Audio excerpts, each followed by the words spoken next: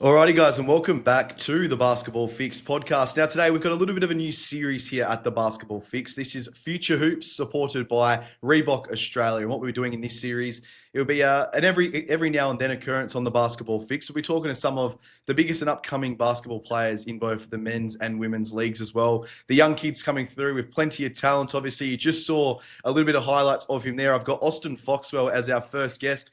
Aussie, mate, welcome to the Basketball Fix.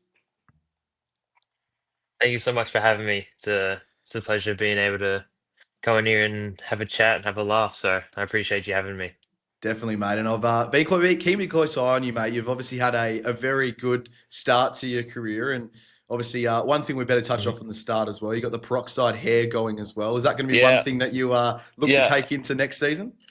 Um, I'm not sure. I'm not sure. Hopefully, like my hair's grows really fast, so you can already see like the black starting to come through again. So, but yeah, Bit it of a was just reapply. yeah, it was just something different, just change of scenery, sort of thing. So No, definitely, mate. it's I yeah. rate it for sure. It's one of those things, I guess, we all want to at some stage to give it a bit of a go, Oh but not all yeah. of us are absolutely game enough. But let's get Oh into yeah. this podcast as well, mate. But I want to get into your early life. These are what these podcasts are about. It's about getting to know the next generation of players coming through. And we want to touch on where you started playing basketball, when you got into basketball, how you got into basketball. So can you give us a brief little description on sort of when the basketball journey started and sort of how quickly you fell in love with it as well?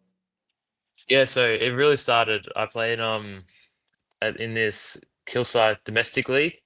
I played for SEBC Saints, and I played there from when I was about 7 until maybe 13 or 14 or something like that. So Yep. and then I really started to see, improvement coming in. So and then I really like thought that, oh, this is can be a full-time thing for me. So that's when I No, really definitely. started to take it a lot more seriously. And then so And you kind of got to where you are now. And I guess the other thing as well is one thing with a young athlete, obviously you've still got to attend school. You've still got to have yeah, your outside yeah, life. You've still got to be able to hit the yeah. gym. You've still got to be able to train multiple times a week. So how do you go with balancing that lifestyle up? Because it's not for everyone, but I guess this is where you start to separate yourself from, I guess, casual basketball players into sort of becoming Yeah. what you are, which is a guy who's going to have a long career in Australian basketball for sure. Yeah, it's just really having a schedule and like a plan, setting aside time to do trainings and then setting aside time to do study. Because I'm in year 12 this year, so Yeah. I'm really focused on getting that required GPA, ATA or GPA for college for I guess colleges. So I'm Yeah. really trying to focus on that right now. But yeah, just having that plan is really important and really helped me. So Do you ever get worn out at all? I know obviously it's a pretty tough schedule. I know you absolutely love the game, but there would be moments I'd imagine where it just sort of starts to get a little bit too much and you kind of have a bit of a breather, but you just got to continually push through. yeah, of course, yeah, definitely. Especially because now I have a bit more, it's a bit more relaxed now Yeah. since youth league is done, NBL one's done. But when that was going, I'd have two trainings a week, year 12, and then so I was it gets a bit stressful, but having that plan, like I said, is always really helpful. No, definitely. And what are some of your earliest memories of playing basketball? Because was it always basketball for yourself? You had a bit of Um, footy in there as well, I I believe, from actually, time to time. yeah, yeah, I actually did. I was actually I played footy since like under eights to like under 13s or something. So Yeah. that was really like, and I got invited to like these tryouts and stuff. So I Yeah. actually thought like footy was also could have also been an option, but my family's really big on basketball and support my basketball career a lot more than my footy career. So Definitely one of those they took the situations. And basketball, yeah. It's a good little segue into there, mate, as well, Yeah, because as people yeah, would know, if they do know who you are and they see the Foxwell name, and it does bring a bit of weight in Australian basketball. Obviously, your two older yeah, brothers are really, really good yeah. basketball players. Obviously, we saw Owen doing his stuff over there for the Next Stars. Your brother Joel is now headed to college after a season with Melbourne United as well. So, Mhm. what have Yeah. they been like to you? Obviously, Owen's a little bit older. He's had a little bit more experience. Joel's jetting over to college. So you've got the best of both worlds, I guess, from an Australian basketball perspective. So what have you learned from them very early on? Oh, heaps, heaps. They're really great mentors, having two really good players as older brothers, Early days would be at the back shooting, me, my dad, and Joel. We played 2-on-2 nearly every night, and then Yeah. just improving each other, just playing heaps and stuff, and playing against each other because they're older, so they kind of push me around a little bit at the back. So, but it's all benefits you a lot, so it's really helpful. I guess sort of when we talk about family as well, they can be your biggest supporters, but they can also be your biggest critics as well. And is that something Oh yeah. that the Oh, Foxwell of family course. is? You guys get that tough love and you get that, Oh, if you have a yeah. poor game or have things to work on, Oh is there a lot of yeah. conversation? Poor games. Oh, my dad, he lets us know about it. He heavy lets us know about it. So yeah, there's high standards, but they're always really proud of what we do and what we achieve. So Definitely. my And mum, a, my a quick dad, they're little really, yeah. No, definitely, mate. And a quick little Reebok question of the day. There'll be a handful of these throughout the podcast as well. Obviously, this podcast is supported by Reebok Australia. But out of the three of you Mhm. guys, who's going to be the best? I've heard some rumblings, and obviously, we've seen Owen, we've seen a bit of Joel. We haven't seen a lot of you at the NBL level just yet, but we're seeing what Oh, you have become. But I've got word from a lot of people that you're going to be the best out of all three. So, can you weigh in on that a little I bit? mean, I will say that I will be the tallest out of the three. Yeah, I think I'll grow a bit more and then kind of get above get above them. But skill wise, I think right now I think Joel has got me, uncovered skill wise. The way he scores and like yeah, the way he plays as a point guard is just unbelievable. And no, then definitely. Owen, I've never seen like someone as good as a defender as he is. Like Yeah. his effort and then his intensity on the court is just unmatched. So Who are you yeah, picking there, mate? we all got some. I think I got the shooting Yeah. over them, 3-point shooting over them. But yeah, we all got our strengths on the court. So Definitely. I guess and then it's there's yeah, a team with all three of you boys would be pretty scary. Defensively, offensively, yeah, I think you three boys would be something to, you could probably give a slight little reference back to the BBBs back in the day, the big baller brand with the three brothers and yeah, yeah, Mello coming through, the young guy who's got the tall, he's got yeah, the hops, he's got everything. But I yeah, think you three on the court would be a pretty scary proposition, mate. But speaking of yeah, you on the yeah. court, though, you spent a little bit of time over there for the NBA Academy most recently, and Hmm. have spent a bit of Yeah, time and had some really good performances over there as well. You yeah, speak about the shooting. We saw it in the intro there as well. The yeah, left-handed shot. There's something about yeah, left-handers, mate, who just makes yeah. everything look a lot It's more yeah, better. But yeah. what That's was what that I that's what I experience heard as like? well. And yeah, what was that experience like? And what was the opportunity? How did that come to fruition as well?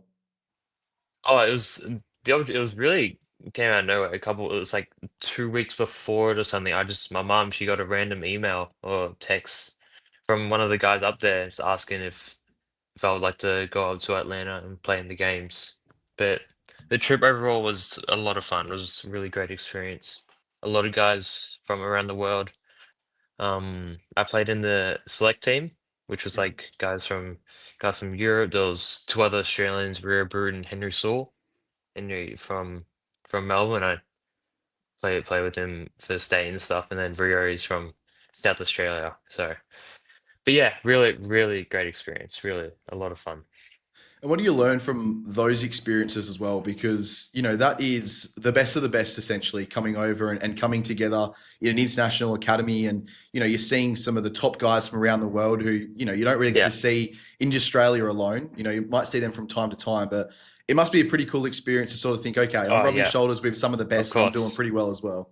Yeah, yeah. It was honestly great. Everyone there was great people, great environment. Just and we're really right, taken care of so that we play to the best of our ability. So it was really really great. And is that experience there sort of pushing you now to sort of, okay, that's that sort of next step pretty much? You know, you're seeing guys Yeah. who are going to be on potential NBA rosters eventually, and you're rubbing shoulders hmm with those guys and you're getting taught by guys in those certain situations as well. Does that give you the confidence and I guess give you that extra motivation to continue pushing on your journey to reach the highest of highs that you possibly can reach?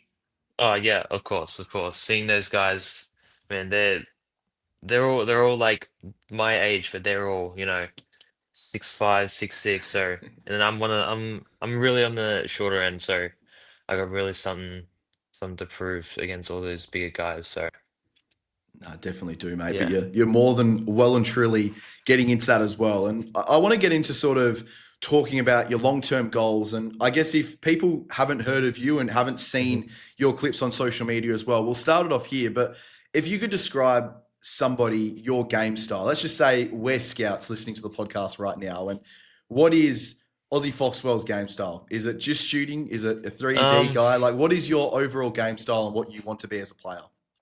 um, well, majority of my career I've played a two guard, a shooting Yeah. guard. I've played with great point guards like Ryder Cheese, and I played state campaigns and stuff with them. But yeah, obviously, I can see myself as like a shooter of the team, but also be able to bring the ball up and run a set and get my teammates open playing that point guard. So Okay, and that's one of those things as well, a bit of a combo guard. But what's one thing that you might yeah, be working on at the moment, or trying to add to your game potentially to continue to develop as a really high level athlete as well?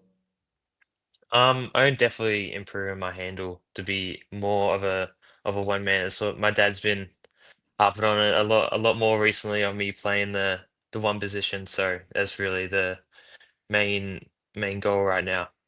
Yeah, no, definitely, mate. I think you at the one with the shooting prowess as well. I think he's going to be scary for a lot of people around Australia and the world eventually as well. And we'll speak about that right now because we spoke about your brothers earlier on. Obviously, Owen's had international experience with the Yeah, NBL, played for the NBL, and still plays in the NBL at the moment as well. Obviously, you've got Joel, who's had a bit of NBL experience, but now jets off to college as well to really have yeah. a good experience over there. So for you, what's the next step? You know, you're in year 12 right now. You'll be starting to think about it. Is it going to college? Is it playing in the NBL? Is it a different route? Where do you currently sit right now with what is next for Aussie Foxwell? Definitely going over to America to play college ball. That's Yeah. definitely the main goal right now. And then while I'm still here, hopefully get some training in with an NBL team to really develop me into being ready for that college lifestyle. So Exciting times as well. And have you had any interest yeah. from college teams and sort of has there been any conversations with some college teams or that sort of interest will Um, come at eventually some stage? I got my first offer from Stetson University in Florida Well done. not long ago, Congratulations. so thank you. And then I got some other D1 interests and then a couple interests from JUCO schools and stuff like that. So hopefully more comes in the next few months or so. Ah, definitely, mate. That is really, really impressive, and obviously, congratulations to yourself. I'm sure that's obviously one of those Thank you. things when you. Yeah. I don't know what it is myself, mate, but I've never experienced Yeah. it. But I can imagine the excitement around Yeah. it. Yeah. Getting that first offer as well would be Yeah, incredible. it was great. It was a great feeling to get my first official offer. So it Ah, was it was definitely. really great, really blessed. No, 100%, mate. And have you had any interest from NBL teams? I know it's sort of becoming a bit of a pathway now where we are seeing a lot of the top talent sort of bypass college, essentially. I know there's a lot of money in college, and we understand that as an NBL platform, but the Yeah. NBL is becoming a really good stepping stone to make it to the NBA. So Yeah, have you had any absolutely. interest and sort of everything like that as well? Yeah, I'm probably gonna be going down and training with SC Melbourne Phoenix in the Yeah, next few weeks or so. So and I'm really, really excited for that. And then my brother will also be down there, and he'll be down there as well. So it'll be good ready. to kind of go up against him at training as well. So I'm really excited. No, definitely. And obviously learning with a really good coach there as well in Coach King as well. He's got Yeah. a plethora of experience and, he knows how to get the best out of his players as well. So super, super exciting. But what is the end goal for yourself? Is it the NBA? Is that what you're working Uh, towards? I know yeah, it's a dream for yeah. everyone and it's probably a very easy answer, but is that the end goal and the end dream for sure? Yeah, I'd say so. Yeah, NBA is definitely really what I'm trying to achieve. But if not, probably just play in Europe or something. Yeah, Europe still has really good plays and then pays really well also. definitely. So That works either well. one is I'm really happy. I'll be really blessed to play for either one. So Definitely, mate, and I'm sure for all the NBL listeners as well, mate, they're going to be hoping that you do come home at some stage as well, and we see the left-handed shots going up and everything yeah. like that as well. But I've got a couple of questions here presented by Reebok Australia, and it's sort of around mindset and motivation as well. So, have you got any pre-game rituals or habits that you have to stick to before every single game? Um, not not a lot to be honest. It's just doing like my own stretching, doing little ball handling before games and stuff. But it's just having a good pre-game meal is really important and really important to our family. So my mum really focuses about getting that good feed before a game. So getting that Nice. fuel. Definitely, mate. One of the most important things as well. And another one here as well from Reebok. How do you deal with setbacks or tough stretches of games? Obviously, it happens from time to time, and I'm sure as a shooter, you've had those nights and those Yeah. those stretches of games where they've been poor. So, how do you Yeah, get back and bounce of back from course. them?